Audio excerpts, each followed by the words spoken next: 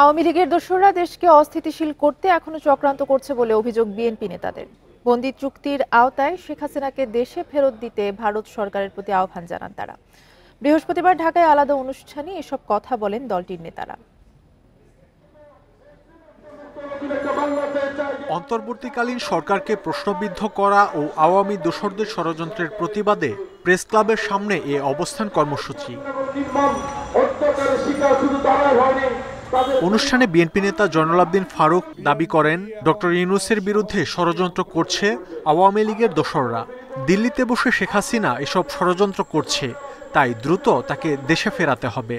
দয়া করে শেখ হাসিনাকে বাংলাদেশে ফেরত দিতে হবে। যদি স্বাধীন দেশের গণতান্ত্রিক দেশের প্রধানমন্ত্রী আপনি হয়ে থাকেন, বন্দি চুক্তি যদি আপনার সরকারের স্বাক্ষর থাকে, তাই দেরি আর না করে বাংলাদেশে শেখ হাসিনার বিরুদ্ধে 500-র দিকে মামলা হয়েছে, আজকে তাই তাকে হস্তান্তর করুন। এদিকে ছাত্র জনতার আন্দোলনে মাতোয়াইল এলাকায় পুলিশের গুলিতে নিহত সৈকতচন্দ্র দে এবং পারভেজের শোকাহত পরিবারের সাথে সাক্ষাৎ করতে যান বিএনপি নেতা রুহুল কবির রিজভী। এ সময় তিনি বলেন, কথা বলার স্বাধীনতা ফিরেছে। বর্তমান সরকারের বিরুদ্ধে কথা বললেও কেউ আয়নাঘরে বন্দি করবে না। এজন্যই 17 বছর লড়াই করেছে বিএনপি।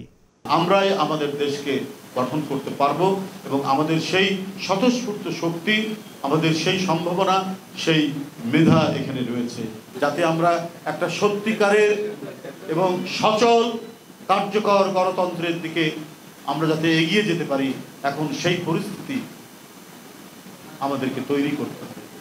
ছাত্র জনতার আন্দোলনে নিহত পরিবার এবং আহত সবার পাশে বিএনপি ভবিষ্যতেও থাকবে বলে জানান দলটির নেতারা।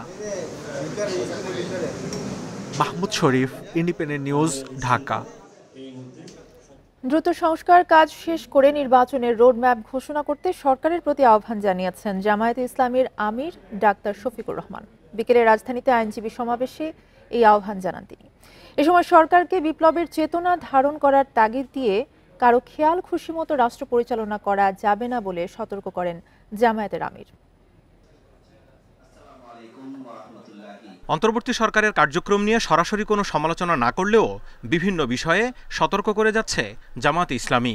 প্রথম দিকে নির্বাচনের সময় নিয়ে কোনো প্রশ্ন না তুললেও এখন নিয়মিত তাগিদ দিচ্ছেন দলটির শীর্ষ নেতারা। বৃহস্পতিবার রাজধানীর কাকরাইলে আইনজীবী সমাবেশে জামায়াতে ইসলামের আমির ডাক্তার শফিকুর রহমান সরকারের পাশে থাকার প্রতিশ্রুতি দিয়ে বলেন, নির্বাচনের জন্য অফুরন্ত সময় দেয়া যাবে না। অনতিবিলম্বে তারা সংস্কারের বিষয়টা নিয়ে ডায়ালগ ওপেন করে এর একটা উপসংহারে উপনীত হবেন এবং তখন তারা সেইভাবেই আগাবেন। এটা যখনই একটা পূর্ণতার পর্যায়ে পৌঁছে যাবে, সাথে সাথে নির্বাচনী রোডম্যাপ দিয়ে দিতে হবে, আর দেরি করা যাবে না। বিগত সরকারের মদতপুষ্ট অনেক কর্মকর্তা এখনও গুরুত্বপূর্ণ পদে থাকায় রাষ্ট্র সংস্কারে প্রতিবন্ধকতা তৈরি হবে বলে সতর্ক করেন তিনি। এ সময় সরকারকে বিপ্লবের চেতনায় উদ্বুদ্ধ থাকার তাগিদও দেন। জনগণ এই বিপ্লবের যে চেতনা অন্তরে ধারণ করেছে, এটা যেন কখনো আপনারা ভুলে না যান। এখানে কারো খেয়ালখুশি ব্যক্তিগত ইচ্ছা মতো চলার, বাস্তবায়ন করার কোনো সুযোগ নেই। এদিকে আন্দোলনে কোন দলের কতটা অবদান তা নিয়ে নানা চর্চা হলেও জামায়াত আমির আবারও জানালেন, জনগণের আন্দোলনে বিভাজন চান না তিনি। যারাই শহীদ হয়েছেন তারাই আমার, তারাই আমাদের, তারাই গোটা জাতির। আমরা শহীদদেরকে কোনো দলীয় সম্পত্তি বানাতে চাই না।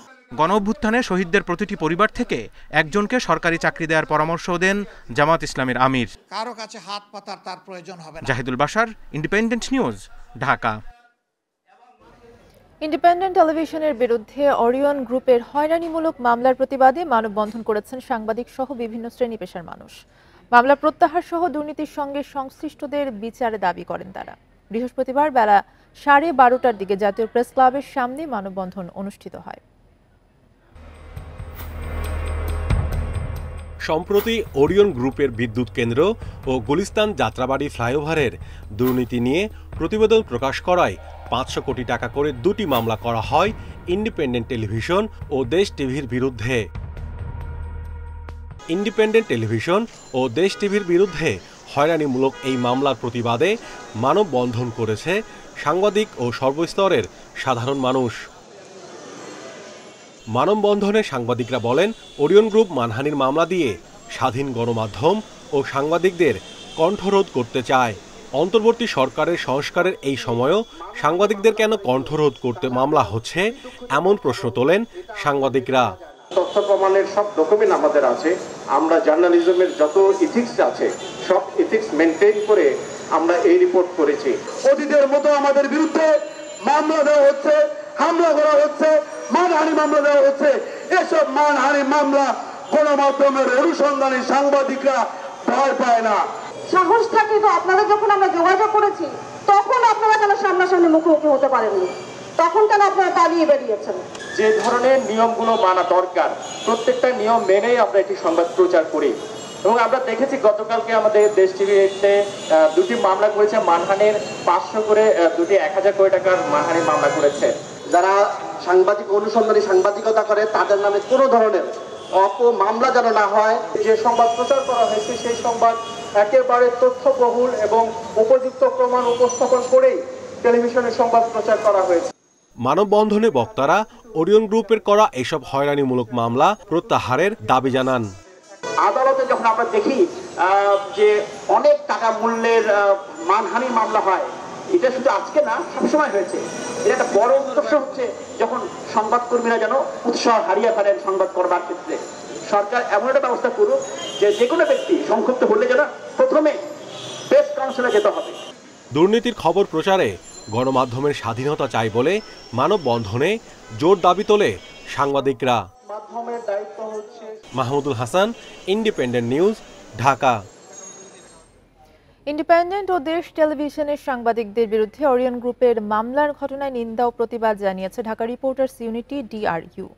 ওরিয়ন গ্রুপের দুর্নীতির বিষয়ে ইন্ডিপেন্ডেন্ট টেলিভিশন অনুসন্ধানী প্রতিবেদন প্রচার করায় টিভি চ্যানেলের প্রধান সম্পাদক, প্রতিবেদক সহ 5 জনের বিরুদ্ধে 2টি মামলা করে প্রতিষ্ঠানটি। আর দেশটির ব্যবস্থাপনা পরিচালক ও প্রতিবেদকের বিপক্ষে একই রকম মামলা করে ওরিয়ন গ্রুপ। মামলার মাধ্যমে গণমাধ্যমের কণ্ঠরোধের চেষ্টা হচ্ছে অভিযোগ করে DRU নেতৃবৃন্দ বলেন, সাংবাদিকরা কারো প্রতিপক্ষ নয়, অনিয়ম দুর্নীতির চিত্র তুলে ধরাই তাদের কাজ। তথ্যবহুল সংবাদ প্রকাশের পরেও এমন কাজ হয়রানিমূলক মন্তব্য করে তারা বলেন, এমন মামলা স্বাধীন সাংবাদিকতায় বাধা।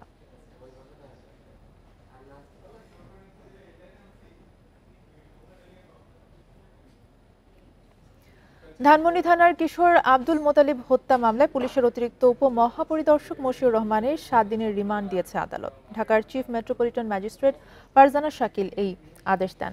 এর আগে নিউ মার্কেট থানার ব্যবসায়ী আব্দুল ওয়াদুদ হত্যা মামলায় গ্রেফতার মশিউর রহমানকে 7 দিন রিমান্ড শেষে আদালতে হাজির করে পুলিশ।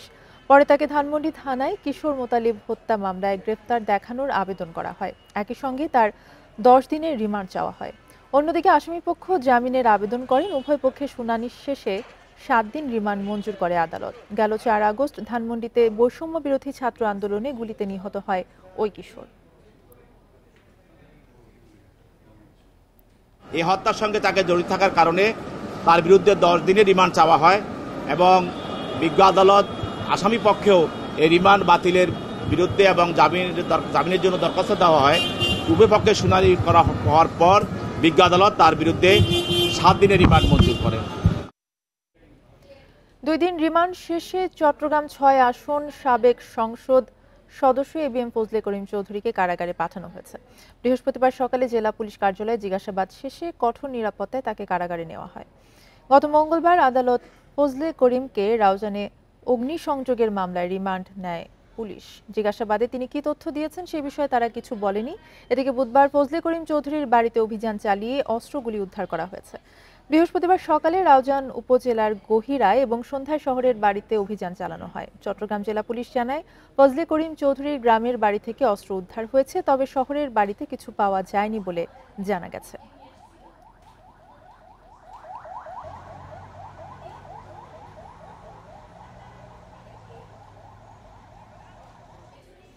রাজধানীতে সকাল থেকে একটানা বৃষ্টিতে ভোগান্তিতে নগরবাসী। বৃষ্টির কারণে যানবাহন সংকটে বাড়তি ভাড়ায় গন্তব্যে যেতে হচ্ছে।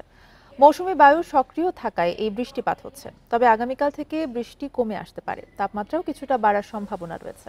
আবহাওয়ার পূর্বাভাসে বলা হয়, রংপুর, রাজশাহী ও ময়মনসিংহ বিভাগে আরও কয়েকদিন ভারী বৃষ্টি থাকতে পারে।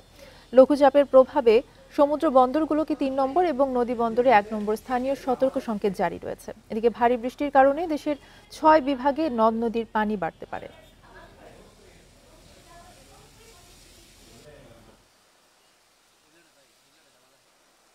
উত্তরবঙ্গ, বিশেষ করে রংপুর বিভাগ, ময়মনসিংহ বিভাগ এবং রাজশাহী বিভাগ, এসব অঞ্চলে বৃষ্টি হয়তো আগামীকালও কোনো কোনো অঞ্চলে থাকবে। তবে গতকাল এবং আজ যে ধারায় বৃষ্টি হচ্ছে এই ধরনের বৃষ্টিপাত আপাতত আগামীকাল থেকে কমে যাবে। বাংলাদেশ ব্যাংকের সহযোগিতায় শিগগিরই তারল্য সংকট কাটিয়ে ঘুরে দাঁড়াতে চায় দুর্বল ব্যাংকগুলো। বৃহস্পতিবার গভর্নরের সঙ্গে সাক্ষাৎ শেষে এই কথা জানান ন্যাশনাল ব্যাংকের চেয়ারম্যান আব্দুল আওয়াল মিন্টু। বলেন, ব্যাংকিং খাতের সংস্কারের লক্ষ্যে সরকারকে সব ধরনের সহযোগিতা করবে ব্যাংকগুলো। বাংলাদেশ ব্যাংকের নতুন গভর্নর দায়িত্ব নেন এমন এক সময় যখন ব্যাংক খাতে চরম অস্থিরতা এবং তারল্য সংকট। প্রথম পদক্ষেপ হিসেবে ১১ ব্যাংকের পরিচালনা পর্ষদ ভেঙে দিয়ে নতুন বোর্ড গঠন করেন। দুর্বল ব্যাংক চিহ্নিত এবং তারল্য সহায়তার উদ্যোগ নেওয়া হয়। ১ মাস ধরে এ নিয়ে চলে আলোচনা। পরে কেন্দ্রীয় ব্যাংকের আশ্বাসে এগিয়ে আসে ১০ ব্যাংক। তারল্য সংকটে পড়া ৫টি ব্যাংকে প্রাথমিকভাবে সহায়তা দেওয়া হচ্ছে। যতটুকু সাহায্য সহযোগিতা প্রয়োজন সেটা ওনারা করবেন। আর আমাদেরকে দায়িত্ব দিচ্ছেন যে যেই কারণে এই ব্যাংকগুলোর অবস্থা এমন পর্যায়ে গেছে সেটার জন্য আমরা অতি তড়িঘড়িতে ব্যবস্থা নিয়ে ব্যাংকগুলোর ব্যবস্থাপনা ঠিক করি। কেন্দ্রীয় ব্যাংকের সংস্কার উদ্যোগে অন্যান্য ব্যাংকগুলো পাশে রয়েছে। আমাদের তরফ থেকে ব্যাংকিং খাত থেকে যতটুকু প্রয়োজন সেই সাহায্য সহযোগিতা আমরা সরকারকে করব, যাতে করে ভবিষ্যতে ব্যাংকিং খাত কখনো কোনো দুষ্ট চক্রের হাতে না পড়ে এবং ব্যাংকিং খাত সর্বতোভাবে অর্থনৈতিক প্রবৃদ্ধি এবং উন্নয়নের জন্য কন্ট্রিবিউট করতে পারে। সংকটে থাকা অধিকাংশ ব্যাংকের পরিচালনা পর্ষদে আধিপত্য ছিল এস আলম গ্রুপের। তৌহিদ রানা, ইন্ডিপেন্ডেন্ট নিউজ, ঢাকা। বেনাপোল বন্দর দিয়ে প্রথম চালানে 18 টন ইলিশ ভারতে পাঠানো হয়েছে। বৃহস্পতিবার দুপুরে এই চালান পাঠানো হয়। 13টি ট্রাকে 18 টন মাছ পেট্রাপোলে গেছে। কলকাতার 2 প্রতিষ্ঠান RS এন্টারপ্রাইজ এবং RG এন্টারপ্রাইজ এসব মাছের আমদানিকারক। বন্দর কর্তৃপক্ষ জানায়, বুধবার ও বৃহস্পতিবার সকালে ট্রাকে করে বেনাপোলে পৌঁছানো হয় রপ্তানির ইলিশ। সবকিছু যাচাই শেষে ভারতে নিয়ে যাওয়ার অনুমতি দেওয়া হয়। রপ্তানি করা প্রতি কেজি ইলিশের দাম ধরা হয়েছে $10 মার্কিন।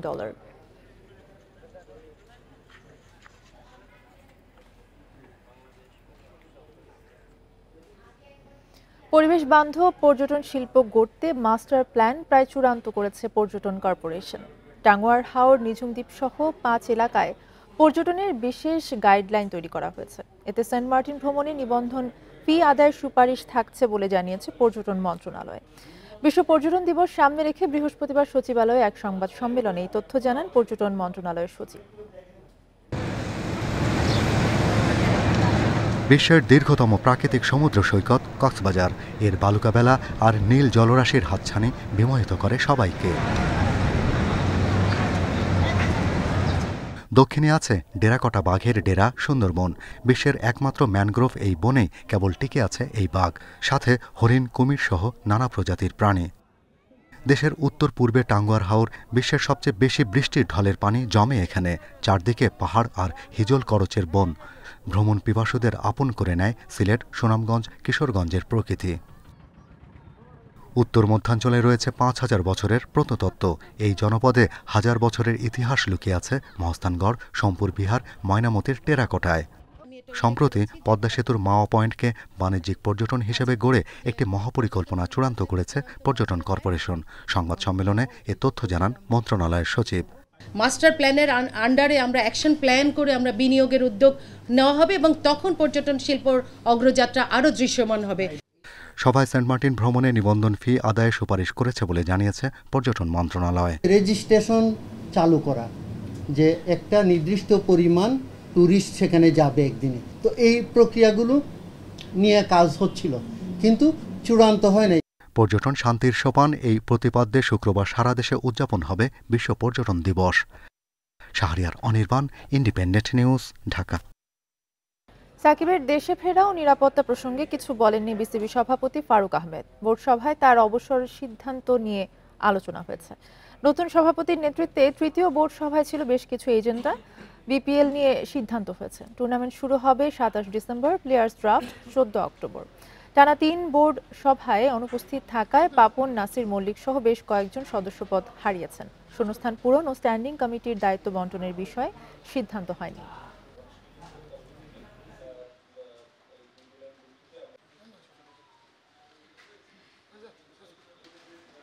তার ডিসিশন নিতে হবে, এটা আসলে আমরা এটাতে তেমন পার্ট হতে পারবো না। আসলে এটা আমি এই মুহূর্তে আমরা কিছু বলতে পারবো না বোর্ড থেকে আমরা কি করতে পারি। আমরা ড্রাফট করতে যাচ্ছি 14 তারিখে, 14th অক্টোবর। ম্যাচ স্টার্ট হবে, যেটা আমরা আগেই বলেছিলাম, 27th ডিসেম্বর। অনেক সরকারি চিকিৎসক রাজনৈতিক দলের পদে রয়েছেন। একে আইন লঙ্ঘন বলছেন বিশেষজ্ঞরা। তাদের অভিযোগ, ব্যক্তিগত সুবিধা আদায় করতেই চিকিৎসকদের দলীয় লেজুর বৃত্তি। এতে বঞ্চিত হচ্ছেন অনেক যোগ্য ব্যক্তি, ক্ষতিগ্রস্ত হচ্ছে স্বাস্থ্য খাত। সেবার মান বাড়াতে স্বাস্থ্যকর্মীদের দলীয় রাজনীতি বন্ধ করার তাগিদ দিয়েছেন বিশেষজ্ঞরা। বিএনপি, আওয়ামী লীগ ও জামায়াতপন্থী চিকিৎসকদের সংগঠন ড্যাব, সাচিব ও এনডিএফ 30 বছরের বেশি সময় ধরে সক্রিয় এই সংগঠনগুলো। অভিযোগ আছে, যখন যে দল ক্ষমতায় আসে তখন সেই দলের সংগঠন নিয়ন্ত্রণ করে স্বাস্থ্য খাত। তারা চাকরি, পদায়ন, পদোন্নতি সহ নানা সুযোগ সুবিধা বাগিয়ে নেয়। যোগ্যতায় পিছিয়ে থাকলেও দলীয় পরিচয়ে অনেকে গুরুত্বপূর্ণ পদ পান। ভোগান্তিতে পড়েন কোনো দল না করা চিকিৎসকেরা। তার যে পজিশনে যাওয়ার কথা বা যেখানে পোস্টিংটা পাওয়ার কথা বা যে সুবিধাটা পাওয়ার কথা, যদি মেরিটের ভিত্তিতে যেত, যদি এই দলীয় লেজুর ভিত্তিকতাকে কনসিডার না করা হতো, তাহলে সে হয়তো সেখানে যেতে পারতো না। তার হয়তো আলটিমেট কেসটা গেইন হচ্ছে পার্সোনালি, কিন্তু প্রফেশনটা ধ্বংস হয়ে যাচ্ছে এবং এখান থেকে মানুষ, জাতি কোনো সুবিধা পাচ্ছে না। সরকারি চিকিৎসক হয়েও অনেকে শুধু সংগঠন নয়, মূল রাজনৈতিক দলেরও পদে রয়েছেন। অথচ আইনে স্পষ্ট বলা আছে, সরকারি কর্মচারীরা কোনো রাজনৈতিক দল বা অঙ্গ সংগঠনের সদস্য হতে পারবেন না। এখানকার কাজ করে পরবর্তীকালে তারা এমপি, মন্ত্রী হওয়ারও একটা চেষ্টা করে। সুতরাং এটা কোনো সুস্থ ধারাবাহিকতা না। পেশাজীবী যদি পেশাজীবীর বাইরে সে রাজনীতিবিদ হয়ে দাঁড়িয়ে, দি road is open for them. সরকারি চাকুরি করে সেখানে আপনারা প্রিভিলেজ নেওয়ার জন্য দলবাজি হবেন, এটা আমরা আশা করি না, সেটা সুস্থ স্বাভাবিকও না। চিকিৎসকদের পেশাভিত্তিক সংগঠন Bangladesh medical association BMA.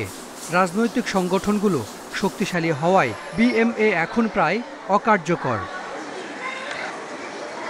Hasan Misbah, independent news, Dhaka. ছাত্র জনতার আন্দোলনে যারা গুরুতর আহত, প্রয়োজনে তাদের দেশের বাইরে পাঠিয়ে চিকিৎসা দেওয়া হবে। সচিবালয়ে এক ব্রিফিংয়ে কথা জানিয়েছেন স্বাস্থ্যসেবা বিভাগের অতিরিক্ত সচিব শাহ মোহাম্মদ হেলাল উদ্দিন। এর আগে আহতদের চিকিৎসা ব্যবস্থা নিয়ে স্বাস্থ্য উপদেষ্টা সহ মন্ত্রণালয়ের কর্মকর্তারা বৈঠক করেন সফররত চীনের মেডিকেল টিমের সঙ্গে। পরে ব্রিফিংয়ে অতিরিক্ত সচিব হেলাল উদ্দিন জানান, চীনা মেডিকেল টিম দেশে ফিরে গিয়ে পরামর্শ করে যে সিদ্ধান্ত দেবে তার ভিত্তিতে চিকিৎসা করবে সরকার। তিনি জানান, গুরুতর আহত যাদের কৃত্রিম অঙ্গ সংযোজন দরকার হবে, সরকার সব ধরনের সহায়তা দেবে। তো এই ক্রিটিক্যালি ইনজুর্ড পেশেন্টের মধ্যে 2-3 জন আছেন আইসিইউতে এবং কিছু আছে আপনার নার্ভ ইনজুর্ড পেশেন্টস এবং একজন আছে আপনার আই পেশেন্ট। তো আমরা চেষ্টা করছি যে চাইনিজ এক্সপার্টদেরকে বাংলাদেশে এনে অথবা যদি প্রয়োজন হয় সেই সমস্ত পেশেন্টদেরকে আমরা দেশের বাইরে পাঠানোর চিন্তা ভাবনা করছি। টাঙ্গাইলের মধুপুর বনাঞ্চলের 40% এখন প্রভাবশালীদের দখলে। কেটে নেওয়া হয়েছে অনেক শাল গাছ, সেখানে আবাদ হচ্ছে নানা ধরনের ফল ও ফসল। দখল কাজে অনেক বন বিভাগের কর্মী জড়িত বলে অভিযোগ স্থানীয়দের। দখলদারদের বিরুদ্ধে ব্যবস্থা নেওয়ার আশ্বাস বিভাগীয় বন কর্মকর্তার।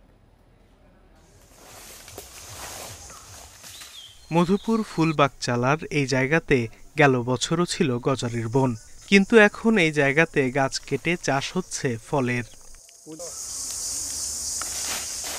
ফুলবাগচালা ছাড়াও টুক্করচালা বাইত, দীঘল বাইত সহ বিভিন্ন এলাকায় বনের জায়গা দখল করে করা হচ্ছে এমন নানা রকম ফলের চাষ। স্থানীয়দের অভিযোগ, বন কর্মকর্তাদের যোগসাজশে অবৈধভাবে লিজ নিয়ে স্থানীয় প্রভাবশালীরা উজাড় করছে গাছ। এখানে বন ছিল, তারপরে এখন আস্তে আস্তে সাপ টাপ করে এখন জঙ্গল সাফ করে এখন আবার কলার চাষ করতেছে। বন বিভাগ এটা পলট করে দিছে, ৭৫ হেক্টর জায়গা আছে বন বিভাগের মাঝখানে, এটা পলট করে দিছে। যারা লিজ নিছে তারা এই করে দিছে গাছটা মারার নিগা। বন দখল বন্ধে নিজেদের ব্যর্থতার দায় স্বীকার বিভাগীয় বন কর্মকর্তার, প্রয়োজনীয় ব্যবস্থা নেওয়ার আশ্বাস তার। আমরা নিয়মিত বাধা দেই, আইনগত ব্যবস্থা নেই, তারপরেও আমরা পারছি না। সেজন্য বললাম যে পরিবর্তিত পরিস্থিতিতে আমরা স্থানীয় সকলের সহযোগিতা নিয়ে আমরা এটা পুনরুদ্ধারে সচেষ্ট থাকব। দেশের তৃতীয় বৃহত্তম মধুপুর বনাঞ্চলের আয়তন ৪৫,০০০ একর। এর মধ্যে দখল হয়ে গেছে প্রায় ১৯,০০০ একর বনভূমি। Independent news. এই ছিল এখনকার সংবাদের সাথে থাকার ধন্যবাদ সবাইকে।